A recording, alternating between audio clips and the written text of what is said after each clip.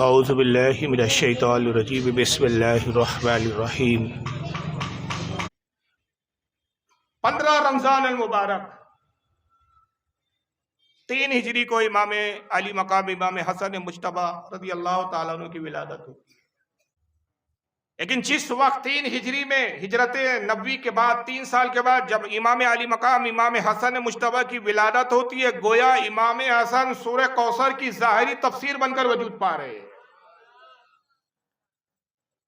کہ گویا رب کائنات نے جو آپ کی تسلی فرمائی تھی، حبیب آپ کو ہم نے خیر کثیر عطا کیا، آپ کی نسل کو بھی برقرار رکھیں گے، آپ کے خاندان کو بھی برقرار رکھیں گے۔ اعلیٰ حضرت فاضل بریلوی رضی اللہ تعالیٰ عنہ اس آیت کی تفسیر میں فتح رضویہ شریف کی 26ویں جلد میں فرماتے ہیں کہ جن لوگوں نے کہا تھا کہ آپ کی نسل کٹ گئی، ان کے خاندان نام و نشان مٹ گئے، لیکن مصطفیٰ کا خاندان آج بھی موجود ہے اور قیامت تک مصطفیٰ کا خاندان موجود رہے۔ آپ کی اولادوں میں اللہ نے اتنی برکت رکھی کہ ہر زمانے میں لوگوں نے چاہا کہ نسل مصطفیٰ کو ختم کرنے کی کوشش کی جائے، کوششیں ناکام ہو گئی اور خاندان مصطفیٰ پھلتا اور پھولتا رہا۔ اور آج ہم دیکھ رہے ہیں کہ کروڑوں اربوں سادات اور سید ہر علاقے میں جو سادات پائے جاتے ہیں، حسنی بھی سادات پائے جاتے ہیں، حسینی بھی سادات پائے جاتے ہیں۔ اور دوسرا یہ کہ امام علی مقام امام حسن جب پیدا ہوئے، قرآن عظیم نے تصدیق کی کہ حبیب یہ آپ کے بیٹی کے ظاہری طور پر بیٹے، لیکن حقیقت میں یہ آپ کے بیٹے ہیں۔ اور قرآن عظیم نے امام حسن اور امام حسین کو نبی کا بیٹا قرار دیا، اور اس کی نص یہ ہے، اس کی دلیل یہ ہے کہ آیت مباہلہ جب نازل ہوئی تھی، نجران کے پادریوں کے مقابلے میں سرکار مباہلے کے لیے تشریف لائے، اور رب نے فرمایا کہ مباہلہ کس صورت میں کرنا ہے؟ ابناءنا و ابناکم، آپ فرمائیے لاؤ تم اپنے بیٹوں کو اور لائے ہم اپنے بیٹوں کو۔ تو جب آقا نے اس آیت کی تفسیر کو واضح کیا، ظاہری طور پر، کھلے طور پر، واضح طور پر، تو ارشاد فرمایا کہ میرے شہزادے میرے بیٹے حسن و حسین کو لایا جائے۔ تو قرآن عظیم کی اس دلیل سے ثابت ہوا کہ امام حسن اور امام حسین نبی کے شہزادے، اور خود آقا صلی اللہ تعالی وسلم اس کی تصدیق کرتے ہوئے ارشاد فرماتے کہ لوگ تمہارے نسب باپ سے چلتے ہیں، میرا نسب میری بیٹی فاطمہ سے جاری ہو۔ جس وقت ولادت ہوئی، آقا صلی اللہ علیہ وسلم تشریف لاتے ہیں سیدہ کے دولت قدے پر۔ مولا علی سے ارشاد فرمایا کہ علی میرے بیٹے کو میرے پاس لاؤ۔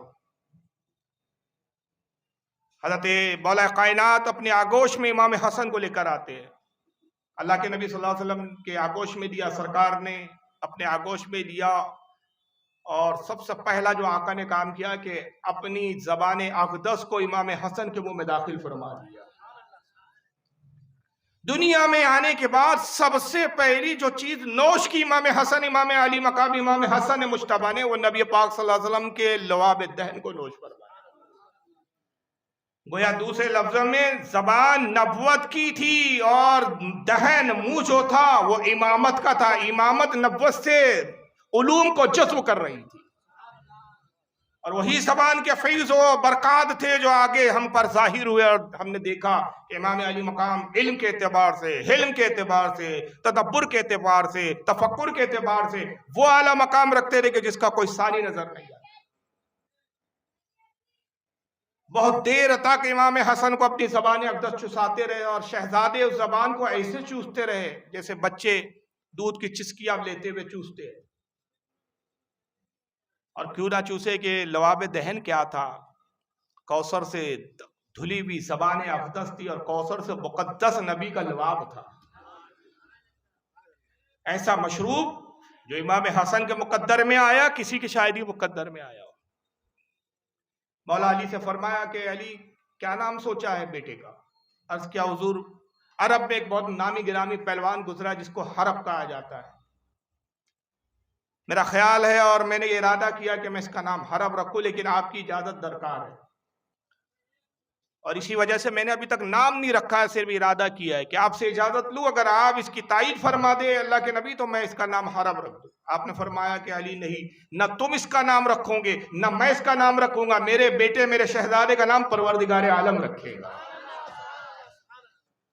اسی وقت جبریل امین حاضر ہوتے ہیں، اور ایک روایت کے مطابق جس کو حضرت امام احمد بن طلحہ شافعی رحمۃ اللہ علیہ اپنی کتاب نور الافسار میں لکھتے ہیں کہ ایک سفید رومال لاتے ہیں، آقا صلی اللہ علیہ وسلم کی بارگاہ میں نظر کرتے، سرکار یہ جنت سے رومال مجھے من جانب اللہ کی طرف سے عطا کیا گیا، اس میں آپ کے شہزادہ کا جو نام ہے وہ اللہ نے تجویز کر کے بھیجا ہے۔ آقا نے اس رومال کو کھولا تو اس میں نام اقدس تھا شبر۔ جبریل یہ نام کے بارے میں کچھ بتاؤ۔ عرض کیا اللہ کے نبی ہارون علیہ السلام کے بڑے بیٹے کا نام ہے شبر، اللہ ہارون کے بیٹے شبر کے نام پر آپ کے شہزادے کا نام شبر تجویز فرماتا ہے۔ کہا کہ یہ شبر نام جو ہے یہ تو عبرانی نام ہے، ہبرو زبان کا لفظ ہے۔ اس زمانے میں جو ہے حضرت ہارون علیہ السلام اور موسیٰ علیہ السلام عبرانی زبان بولا کرتے تھے، ہم تو اہل عرب ہے، اے جبریل عرب میں شبر کو کیا کہا جاتا ہے عربی میں؟ کہا یا رسول اللہ اسی کو حسن کہا جاتا ہے۔ چنانچہ عربی نام آپ کا حسن ہوا، اور عبرانی نام چونکہ آسمان سے شبر نازل ہوا تھا من جانب اللہ، تو آپ کو شبر بھی پکارا گیا۔ اور پھر اس کے علاوہ آپ کی مختلف کنیتیں ہیں۔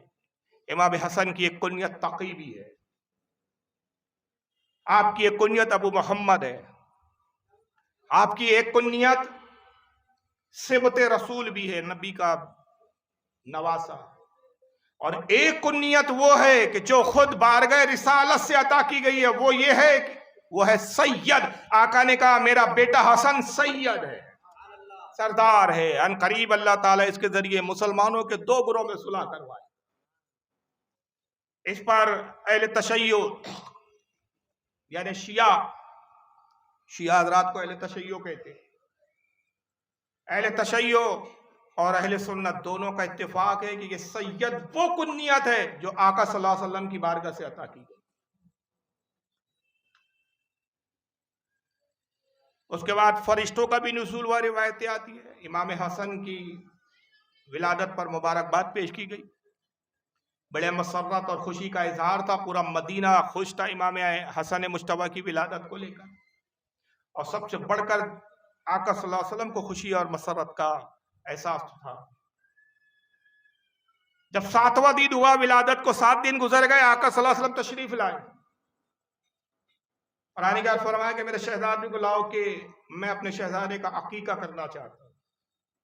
ایک دمبا ذبح فرمایا اور امام حسن کے سر اقدس کو مڈایا گیا، جو کچھ بال جمع ہوئے ان کے وزن کے مطابق چاندی لائی گئی، اور وہ چاندی غربا اور مساکین میں خیرات کر دی گئی۔ تبھی سے عقیقہ اور عقیقے کے اندر ایک دمبا ذبح کرنا یا جانور ذبح کرنا اور بالوں کے وزن کے برابر چاندی غربا مساکین میں خرچ کرنا یہ سنت قرار پایا، اور یہ ایک مستحب عمل بنا۔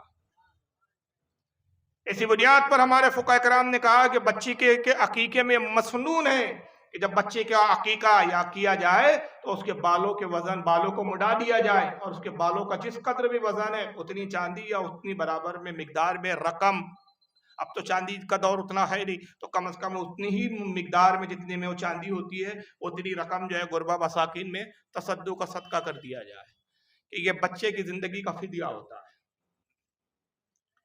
آگوش مصطفیٰ میں، آگوش سیدہ خاتون جنت میں، آگوش مولا کائنات میں امام حسن کی پرورش ہوتی رہی۔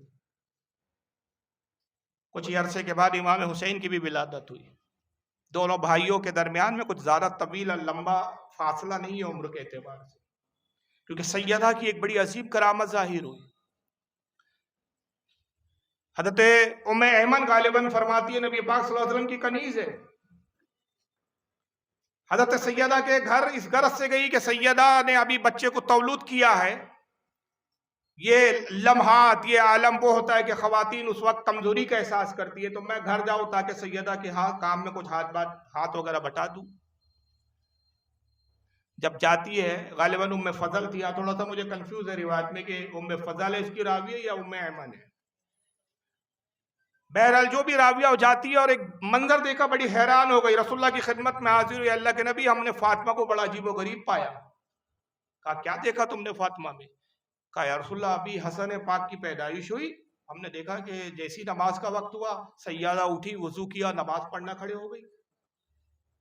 سیدہ نماز پڑھ رہی ہے، حضور یہ تو وہ موقع ہوتے ہیں کہ عورتیں نماز نہیں پڑھتی، ناپاکی سے گزرتی۔ آقا مسکرائے، کہا کہ چچی ام فضل آپ نہیں جانتی میری بیٹی سیدہ فاطمہ حوروں کی طرح پاک ہے، حیض و نفاس سے اللہ نے اس کو پاک رکھا ہے۔ میری بیٹی کو نہ حیض ہوتا ہے نہ نفاس ہوتا ہے، یہ حوروں کی طرح پاک ہے، جیسے حوروں کو حیض و نفاس نہیں ہوتا ویسی میری بیٹی فاطمہ بھی اس سے پاک و منزہ ہے۔ اور راوی کہتے ہیں کہ پہلے دن امام حسن کی ولادت ہوئی، چونکہ حیض و نفاس سے ہمکنار نہیں ہوئی، وہ تکلیفیں نہیں گزری جو عورتوں اور خواتین پہ گزرتی ہے۔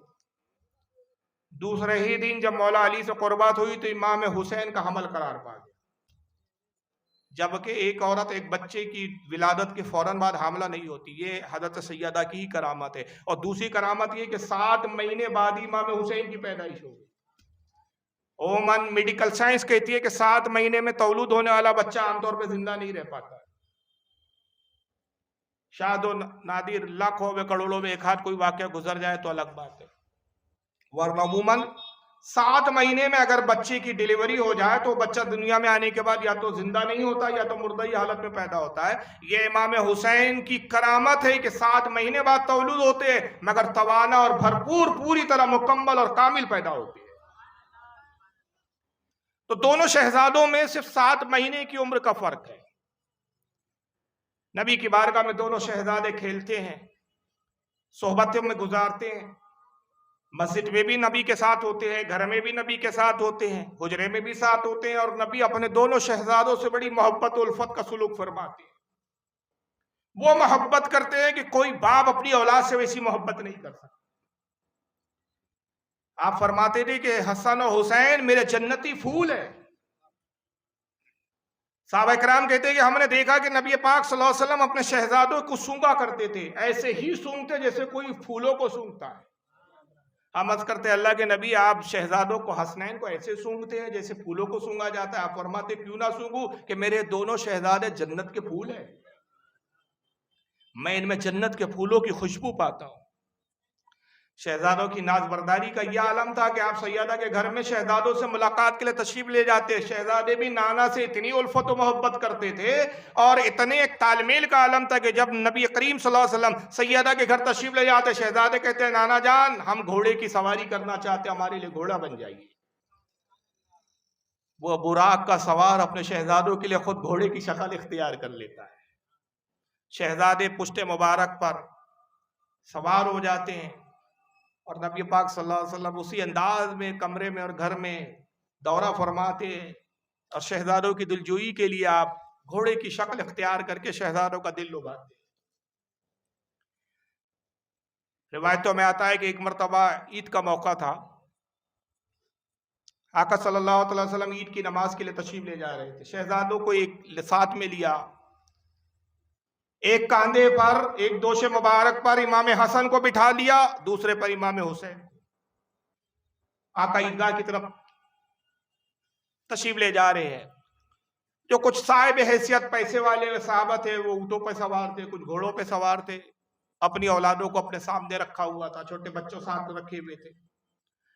شہزادوں نے دیکھا کہ کچھ بچے ہوئے ہیں جو اونٹوں پہ سوار ہیں اپنے والد کے ساتھ، کچھ بچے ہوئے ہیں جو گھوڑے پہ سوار ہیں۔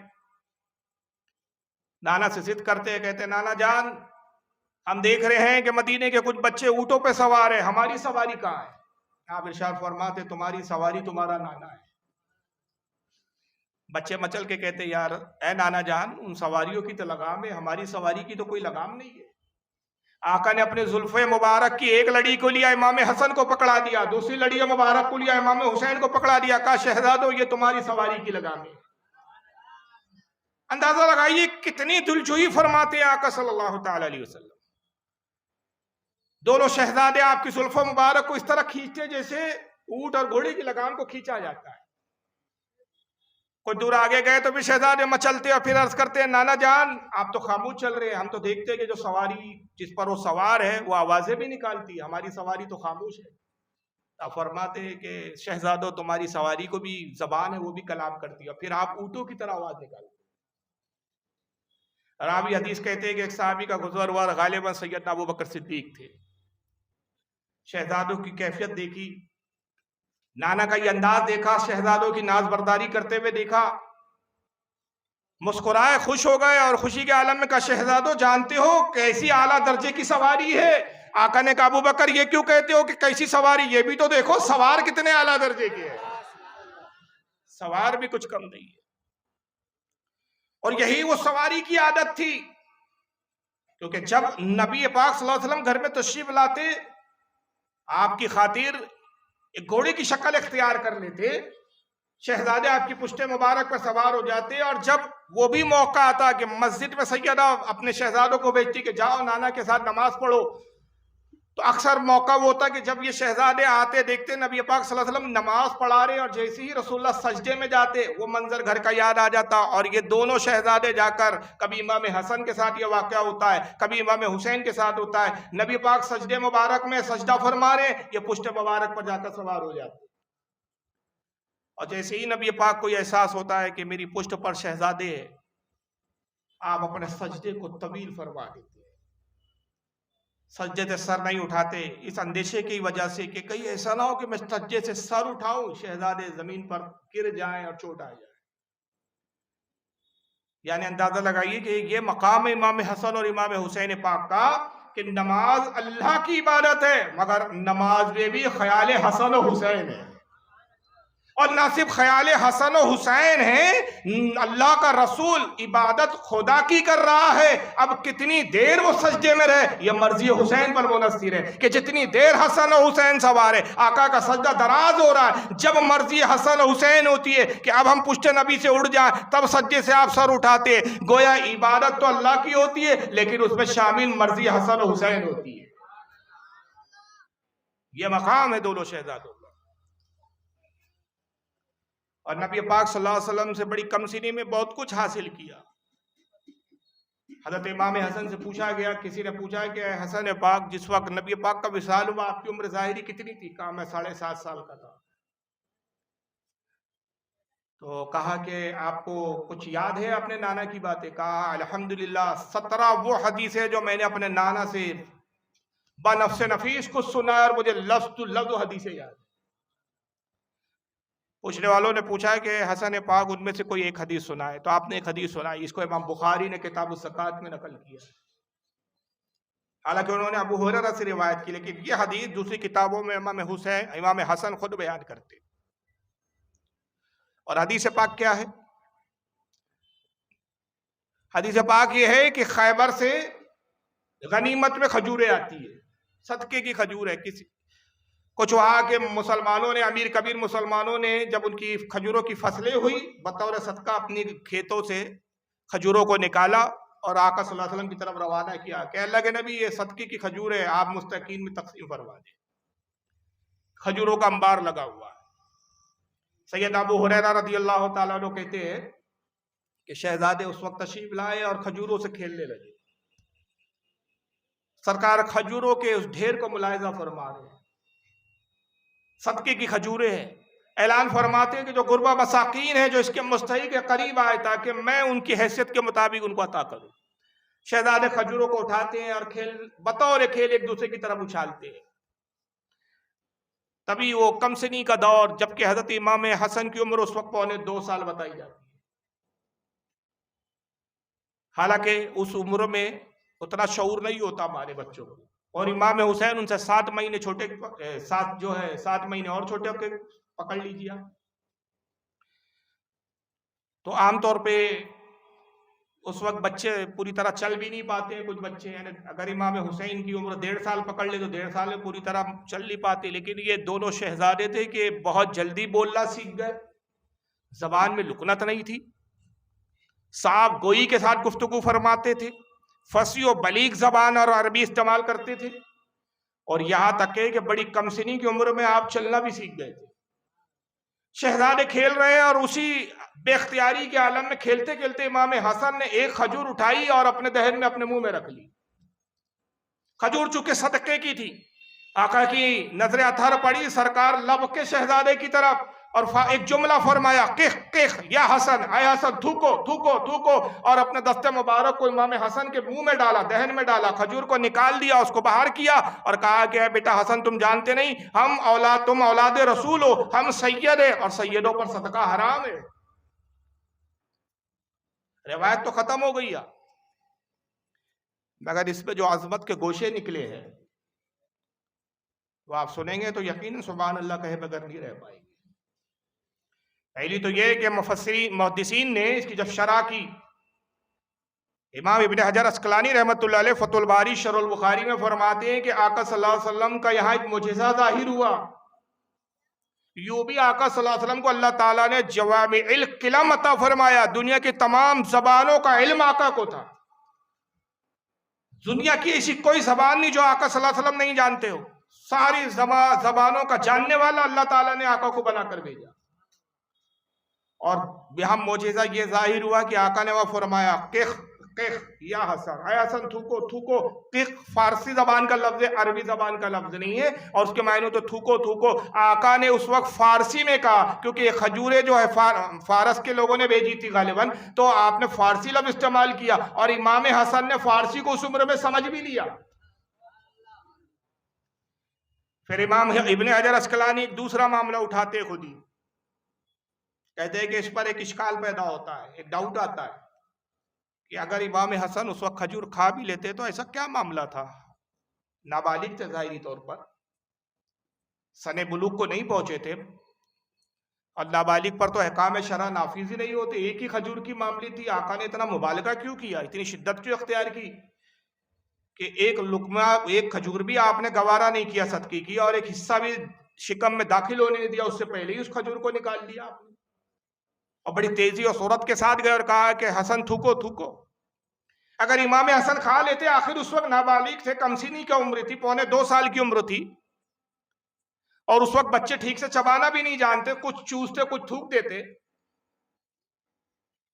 تو خود امام ابن حجر عسقلانی اس کا جواب دیتے، کہتے ہیں کہ لوگو، اے عزیزو، اے لوگو غور کرو، رسول اللہ نے اس لیے نکالا کہ آقا بتانا چاہتے ہیں کہ میرے شہزادے عام بچوں کی طرح نہیں ہے، لوگوں کے بچوں کا معاملہ اور ہے، میرے شہزادوں کا معاملہ اور ہے۔ اور رسول پاک صلی اللہ علیہ وسلم نے امام حسن کی کھجور نکالی اس لیے کہ نبی کے شہزادے اس عمر میں، امام ابن حجر عسقلانی کے فتح الباری کے الفاظ میں دہرا رہا ہوں، کہتے ہیں کہ اس عمر میں بھی امام حسن کی علم اور آگاہی کا یہ عالم تھا کہ آپ لوح محفوظ کی تحریروں کو پڑھا کرتے تھے۔ تو آپ کا حکم عام بچوں کی طرح نہیں تھا، آپ پہ احکام نافذ تھے اس وقت، اس لیے رسول اللہ نے اس کے ساتھ اتنا مبالغہ کیا اس معاملے میں۔ اور جب آپ کچھ بڑے ہوئے، مسجد نبوی میں جاتے ہیں، خصوصیت کے ساتھ جب جمعے کا دن آتا تھا، سیدہ غسل کرواتی، بہترین صاف ستھرا لباس زیب تن کرتی، سرما آنکھوں میں لگاتی، عطر لگاتی، کہتی جاؤ بیٹا حسن جلدی سے جاؤ، ایسا نہ ہو کہ تمہیں تاخیر ہو جائے اور نانا جان نماز جمعہ پڑھا دے۔ امام حسن آتے تو اس وقت پہنچے، رسول اللہ خطبہ ارشاد فرما رہے، تقریر اور خطاب فرما رہے، آپ صفوں کو چیرتے ہوئے نانا کے پہلو میں جاتے، آقا صلی اللہ علیہ وسلم اٹھاتے، منبر پر اپنے ساتھ بٹھا لیتے، خطاب جاری ہے مصطفیٰ کا۔ حسن، امام حسن مجتبیٰ نبی پاک کو دیکھ رہے ہیں، کچھ سن رہے ہیں۔ اب تصور کریں بچوں کی جو عادت ہوتی ہے، کس انداز میں بچے خطاب سنتے ہیں، کس انداز میں بچے تقریر کو سماعت کرتے ہیں۔ کچھ دیر بیٹھتے ہیں، جتنا دیر دل چاہتا ہے بیٹھے، پھر اٹھ جاتے ہیں، اٹھنے کے بعد پھر جاتے ہیں صحابہ کے درمیان میں صفوں کو چیر کر باہر نکلنے لگتے۔ کیوں؟ مسجد کے آخری صفوں میں کچھ بچے ہوتے تھے مدینے کے، جو صحابہ اپنے چھوٹے بچوں کو لاتے تھے جمعے کے دن، خاص طور سے وہ پیچھے کی صف میں ہوتے تھے، اور وہ بچے تو بچے ہوتے ہیں، اور ہر دور کے بچے بچے ہی ویسی ہوتے ہیں، کسی بھی دور کے بچے ہو فرق نہیں ہوتا۔ تو بچوں میں عادت ہوتی ہے کہ جو پیچھے ہوتے ہیں تو تھوڑا مستی کرتے ہیں، کھیلتے ہیں، کودتے ہیں، بھاگا دوڑی کرتے ہیں، شعور نہیں ہوتا اتنا کہ مسجد کا احترام کیا ہے۔ بچے کھیلتے تو آپ ظاہر ہے آپ کا بھی ایک بچپنے کی کیفیت تھی، کچھ دیر آپ نانا کے پہلو میں بیٹھتے، اور اس کے بعد جب ان بچوں کی طرف آپ جاتے تو صحابہ میں سے ہر صحابی آپ کو پکڑتا، آپ کے رخسار کو بوسہ لینا چاہتا۔ ایک صحابی نے پکڑا، اب چاہتا ہے وہ صحابی رسول کہ میں ان کی بوسہ دوں، آپ ان سے اپنے آپ کو کسی طرح چھڑاتے ہیں، پھر دوسرا صحابی آپ کو تھام لیتا ہے، اس سے چھڑاتے ہیں۔ ایسا کرتے کرتے آپ پیچھے بچوں میں جاتے اور کھیل میں مشغول ہو جاتے۔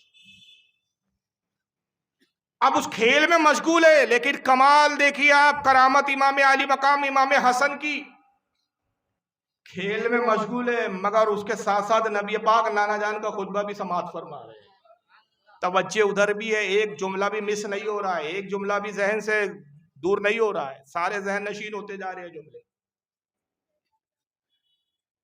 یہاں تک کہ پھر جب جمعے کی آقا نماز پڑھاتے، آپ نماز پڑھتے اور جیسی ہی نماز ختم ہوتی، سنت سے فارغ ہوتے، تیزی کے ساتھ دوڑتے ہوئے آتے سیدہ کی خدمت میں. والدہ محترمہ سیدہ خاتون جنت سیدہ فاطمہ اپنے آگوش میں اپنے گود میں لے لیتی اور کہتی بیٹا حسن آج نانا نے کیا خطاب کیا بیان کرو. امام علی مقام امام حسن ہو بہو من و لفظ ٹو لفظ ایز اٹ از وہ سارا خطاب سماعت کر سنا دیتے جو آقا سے سماعت کیا ہے، ایک لفظ ادھر سے ادھر. اور مورخین کہتے ہیں، لکھنے والے لکھتے ہیں کہ اتنی فصاحت تھی کہ بہت تیزی سے بولتے تھے امام حسن. بولنے کا انداز جو تھا جلدی جلدی بولتے تھے الفاظ. جیسے بچوں میں عادت ہوتی ہے، اکثر بچے جو صاف گو ہوتے ہیں، صاف زبان ہوتی ہے، توتلا پن لکنیت نہیں ہوتی، بہت تیزی سے بولتے ہیں. اکثر گھروں میں دیکھا ہوگا بولا جاتا ہے ارے بیٹا تھوڑا ٹھہر لے، تھوڑا رک کے بول. بچہ بہت جلدی جلدی بولنے کی کوشش کرتا ہے، بہت تیزی سے بولتے ہیں. اتنے جلدی بول کر پورا خطاب اور پورا خطبہ سنا دیتے والدہ محترمہ کو. اب اتنی دیر میں جب مولا علی آتے، آنے کے بعد کہتے السلام علیکم بنت رسول، اے رسول کی شہزادی سلام ہو. آپ جانتی ہے آج رسول اللہ نے کیا فرمایا؟ تو مسکرا کے عرض کرتی کہ اے ابو الحسن میں جانتی ہوں آقا نے آج کیا کہا. اچھا کیا کہا؟ آپ تو آتی نہیں جمعے میں، آپ تو تھی نہیں، آپ کو کیسے معلوم؟ کہا ہاں میں معلوم ہے. اچھا بتائیے کیا کہا رسول اللہ نے؟ تو سیدہ لفظ تو لفظ پورا خطبہ جو نبی نے ارشاد فرمایا تھا سنا سی.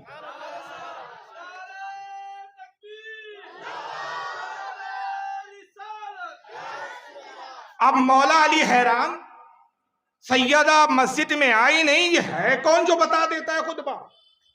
نبی کی ساری باتیں من ون ہو بہو لفظ تو لفظ کون نقل کرتا ہے؟ ایک لفظ ادھر سے ادھر نہیں. جو سیدہ بیان کرتی ہے وہی الفاظ ہوتے ہیں جو آقا کی دہن مبارک زبان اقدس سے ظاہر ہوئے ہیں. مولا علی بڑے کشمکش کا شکار، کوئی فرشتہ ہے جو سیدہ کو آ کے بتاتا ہے؟ کوئی جن ہے؟ کوئی جنی ہے؟ کون ہے جو آ کے سیدہ کو بتاتا ہے؟ جستجو پیدا ہوئی. ذہن نہیں جا رہا ہے کہ یہ مولا حضرت امام حسن 3 سال کی عمر ہے اس وقت. 3 سال کا بچہ کہاں ہو بہو تقریر، کیا بھی میں تقریر کر رہا ہوں، چھوٹے چھوٹے بچے ہیں. 3 سال سے بڑے بڑے بچے دکھ رہے ہیں مجھے یہاں، 5 سال 6 سال 8 سال کے بھی بچے دکھ رہے ہیں. 8 سال کے بچے سے ابھی یہ پوری تقریر ختم ہو جائے اور گھر جا کے پوچھو بیٹا کیا سن کر آئے، تو بامشکل ایک دو جملے بتا دے تو بتا دے، پوری تقریر تو میری نہیں سنا سکتا. ارے ان کو چھوڑیے، مجھ سے آپ بعد میں پوچھو فاروق صاحب آج جو آپ نے تقریر کی لفظ تو لفظ سنا دی تو میں اپنی تقریر نہیں سنا سکتا. اگلی بار یہی میں قصہ سناؤں گا، الفاظ بدل چکے ہوں گے، مفہوم وہی رہے گا. واقعات کے مفہوم، مطالب، مفاہیم وہی رہتے، جملے مقرر کے بدل جاتے، لفظ تو لفظ رٹ کے تھوڑی ہم سناتے. اصل مفہوم کو ادا کرنا مقصد ہوتا ہے، واقعے کا جو ہے مفہوم اور مطالب آپ کے سامنے آ جائے. لیکن یہاں تو لفظ تو لفظ کی بات ہو رہی ہے، تو ذہن جاتا نہیں ہے کہ یہ 3.5 سال کا بچہ بھلا کیا اتنی پوری تقریر کو، نبی پاک کے پورے خطبے کو سننے کے بعد یاد رکھ سکتا ہے. تو آپ کا ذہن جاتا کوئی فرشتہ ہے. ایک دن مولا علی فرماتے میں نے عہد کر لیا آج پتہ لگا کے رہوں گا کہ آخر ہے کون یہ جو سیدہ کو مجھ سے آ کے پہلے ہی بتا دیتا ہے. تو حضرت مولا علی نے کیا کیا، جمعے میں جان بوجھ کے سب سے پیچھے کی صف میں بیٹھے. عادت کریمہ تھی کہ سامنے کی صف میں بیٹھنا پسند کرتے تھے. ہر صحابی کی جستجو ہوتی تھی کہ نبی سے زیادہ قریب بیٹھے، اور آقا نے بھی ترغیب بھی دلائی تھی.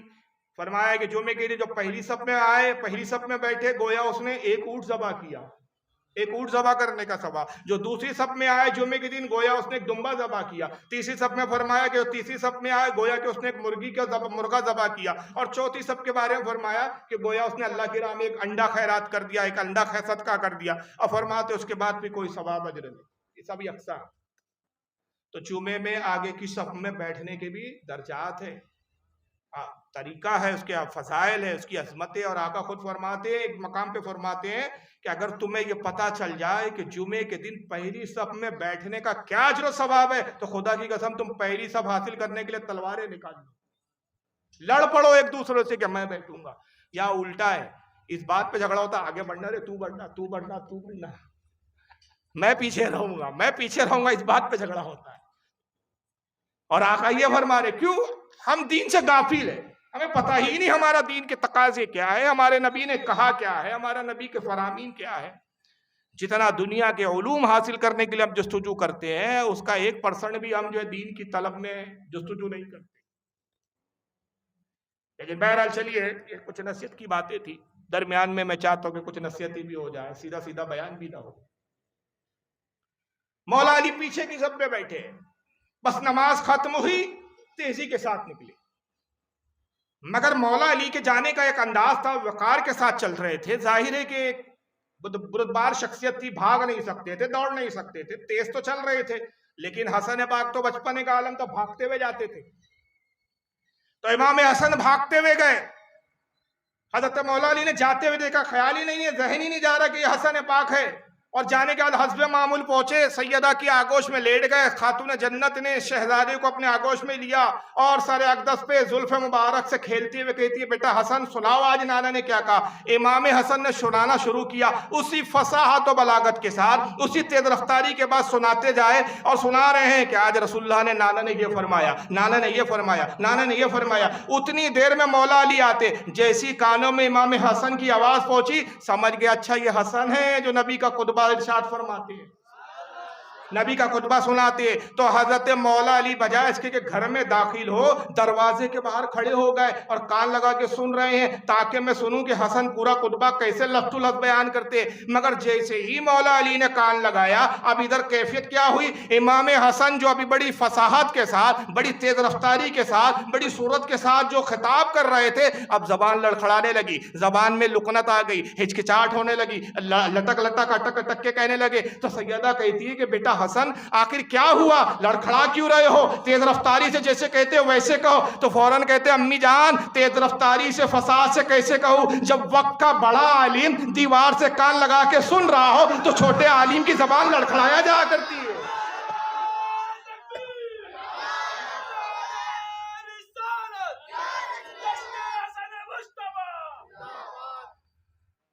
جب وقت کا بڑا عالم کان لگا کے سن رہا ہو تو چھوٹے عالم کی زبان لڑکھڑانے لگتی ہے۔ گویا یہ بچپنے کا عالم ہے، اور امام ابن حجر عسقلانی رحمت اللہ علیہ کی فتح الباری کے جملوں کی تصدیق ہے کہ امام کی نگاہ صرف آس پاس نہیں دیکھتی ہے، بلکہ نگاہ امامت کا یہ عالم ہوتا ہے کہ لوح محفوظ تک جاتی ہے۔ تو جن کی نگاہ لوح محفوظ تک جاتی ہو، دیوار کے پیچھے مولا علی یہ جان لے تو کیا تعجب کی بات ہے۔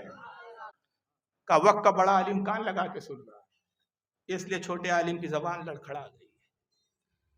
یہ ناز و انداز تھا، اور شہزادوں کی بڑی ناز برداری کی جاتی تھی، اللہ کو بھی آپ کی بڑی ناز برداری پسند تھی۔ ایک مرتبہ دونوں شہزادے امام حسن امام حسین ایک تختی پر دونوں کچھ خط لکھتے ہیں، ہینڈ رائٹنگ کمپٹیشن بول سکتے ہیں آپ کی فہم میں میں کہہ رہا ہوں، آپ کے اعتبار سے۔ دو تختیاں لاتے، ایک تختی امام حسن کے پاس ہے، ایک تختی امام حسین کے پاس، دونوں نے اپنی اپنی تختی پر کچھ تحریر کیا۔ سیدہ خاتون جنت کی خدمت میں آتے، یہ غالباً مولا علی کے پاس آئے پہلے، کہا بابا جان آپ فیصلہ کیجئے کہ کس کا خط اچھا ہے، کس کی رائٹنگ اچھی ہے۔ مولا علی کے لیے کشمکش ہے، دونوں شہزادے ہیں، دونوں بیٹے ہیں، اگر کہو کہ یہ خط زیادہ اچھا ہے، دوسرے بیٹے کو ناگوار گزرے گا، کل بھی تکلیف ہوں گی، دل دکھے گا، چھوٹے چھوٹے بچے ہیں۔ بڑا مشکل مرحلہ تھا، اور ظاہر ہے ایک ایسا باپ کہ جو دونوں اولادوں پہ یکساں شفقت رکھتا ہو، اس کے لیے یہ فیصلہ کرنا کہ یہاں بیٹا تم بہتر ہو اور یہاں تم کمتر ہو، بڑا مشکل مرحلہ ہے۔ تو انہوں نے کہا، مولا علی نے کہا کہ بیٹا ایسا کرو، اپنی والدہ سیدہ فاطمہ سے پوچھو، وہ فیصلہ کرے۔ دونوں شہزادے اپنی امی سیدہ خاتون جنت کی خدمت میں آتے ہیں، امی جان آپ ہمارا خط دیکھیے، دونوں میں سے کس کا خط اچھا ہے، کس کی رائٹنگ اچھی ہے۔ سیدہ کے پاس بھی وہی مسئلہ، اگر کہتی ہوں حسن کی رائٹنگ اچھی ہے، حسن کا خط اچھا ہے، حسین پاک کے دل کو قلب کو تکلیف ہوگی، کہتی ہے حسین کا خط اچھا ہے تو حسن کو قلب کی تکلیف ہوگی۔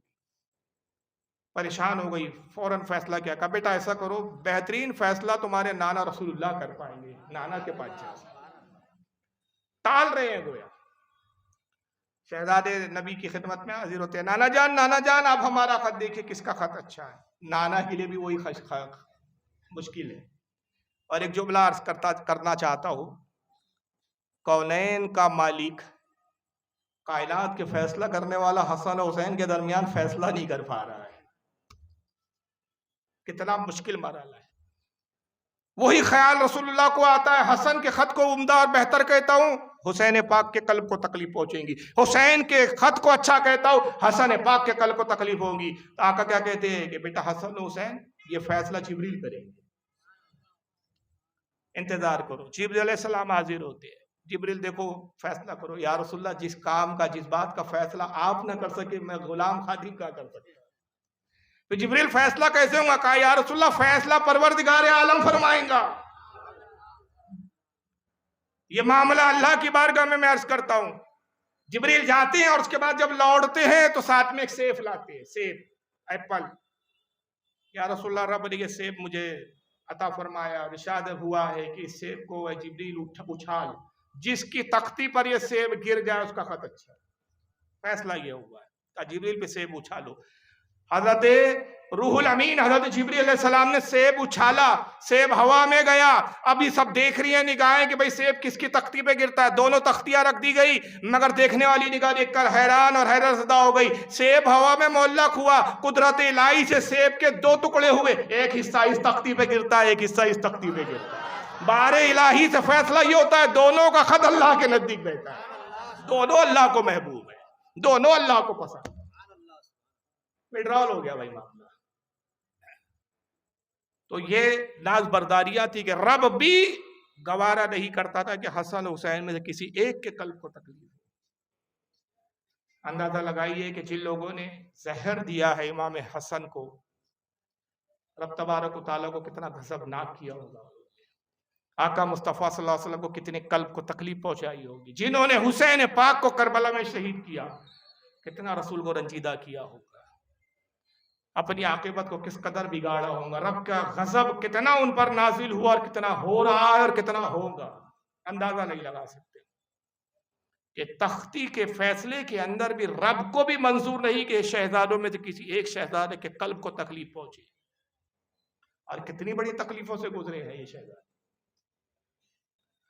یہ تو بچپنے کے علوم کا عالم تھا، اور انہی بچپنے کے علوم میں مقام و مرتبہ بھی کیا بلند تھا. نبی سے علم ملا تھا، علی سے شجاعت ملی تھی. سیدہ خاتون جنت اپنے دونوں شہزادوں کو نبی کی خدمت میں لاتی ہے. یا رسول اللہ بابا جان میرے بیٹوں کو کچھ مخصوص عطا کیجیے. آپ ہمیشہ دعا کرتے ہیں لیکن آج چاہتی ہوں کہ کچھ خاص ہدیہ، کچھ خاص تحفہ عطا کیجیے. کہا ہاں بیٹی آج میں ضرور دونوں بیٹے کو کچھ عطا کروں. اور آقا نے فرمایا کہ اے میری بیٹی فاطمہ سنو، حسن اور حسین کو میں یہ عطا کرتا ہوں کہ حسن کو میں اپنا علم دیتا ہوں اور اپنا حلم دیتا ہوں، اپنا تدبر، اپنی فکر، اور حسین کو میں اپنی شجاعت اور ہیبت دیتا ہوں. یہاں بھی نبی کا علم غیب ہے. جانتے ہیں کہ امام حسن کو جس معاملہ سے گزرنا ہے وہ علم کی ضرورت ہے، تدبر کی ضرورت ہے، حلم کی ضرورت ہے، ضبط و صبر کی ضرورت ہے. اور حسین کو میدان کربلا میں اترنا ہے، وہاں شجاعت کی ضرورت ہے اور ہیبت کی ضرورت ہے. اور دنیا نے دیکھا کہ وہ دعا کا اثر ایسا ظاہر ہوا ہے کہ شجاعت کا علم 22,000 ایک تنہا حسین پاک سے خوف زدہ ہے. ہیبت کا یہ عالم، شجاعت کا یہ عالم کہ 22,000 ہونے کے باوجود بھی وہ ڈر رہے ہیں، کانپ رہے ہیں. 3 دن تک پیاسا رکھنے کے بعد بھی ان کو یقین نہیں ہے کہ فتح ہماری ہو سکتی ہے. یہ ہیبت اور شجاعت کا عالم تھا. رسول اللہ کی دعاؤں کا یہ اثر ظاہر ہوا. اب آقا کی بارگاہ سے علم اور حلم ملا تھا امام حسن کو، اور اسی کا نتیجہ یہ ہوا کہ ایسے پیچیدہ مسائل جو بڑے بڑے علماء اور دانشور حل نہیں کر پاتے تھے، امام حسن پاک اپنے علم امامت سے علم لدنی کی بنیاد پر چٹکیوں میں حل کر دیتے.